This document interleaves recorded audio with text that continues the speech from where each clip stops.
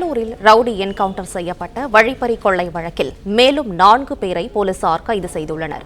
இதுகுறித்த கூடுதல் விவரங்களை செய்தியாளர் லெசிராஜா வழங்க கேட்கலாம். லெசிராஜா, வணக்கம். மேலும் விவரங்களை சொல்லலாம். விழுப்புரம் நாகப்பட்டினம் 4 வழிச்சாலையில் இன்று அதிகாலை கடலூர் மாவட்டத்திற்கு உட்பட்ட பகுதியில் 3 இடங்களில் நின்று கொண்டிருந்த லாரி ஓட்டுநர்களை மிரட்டி கச்சால் வெட்டி அவர்களிடம் செல்போன் மற்றும் பணம் பறிக்கப்பட்டது.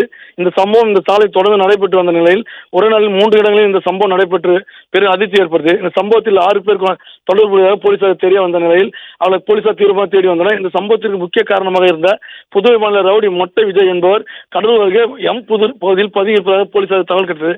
அதனைத் தொடர்ந்து போலீசார் எம்புதூர் பகுதி சென்ற போது அங்கு பதுங்கியிருந்த ரவுடி விஜய் திடீரென அருவாளால் காவல்துறையினர் வெட்ட துவங்கினார்.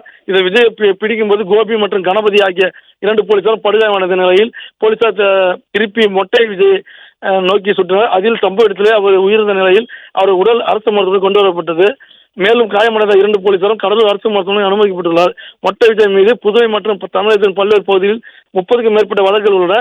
இந்த நிலையில் இன்று அவர் கடலூர் போலீசாரால் சுட்டுக் கொல்லப்பட்டுள்ளார். இந்த சம்பவத்தை தொடர்புடைய மற்றும் 4 பேரை பிடித்து போலீசார் விசாரணை நடத்தி வருகின்றனர்.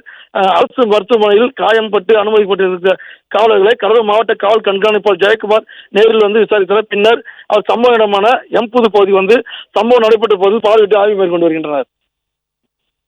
பிளே ஸ்டோர் மற்றும் ஆப் ஸ்டோரில் இருந்து பாலிமர் செயலியை QR கோடு மூலம் பதிவிறக்கம் செய்யுங்கள். செய்திகளை உடனுக்குடன் பெறுங்கள்.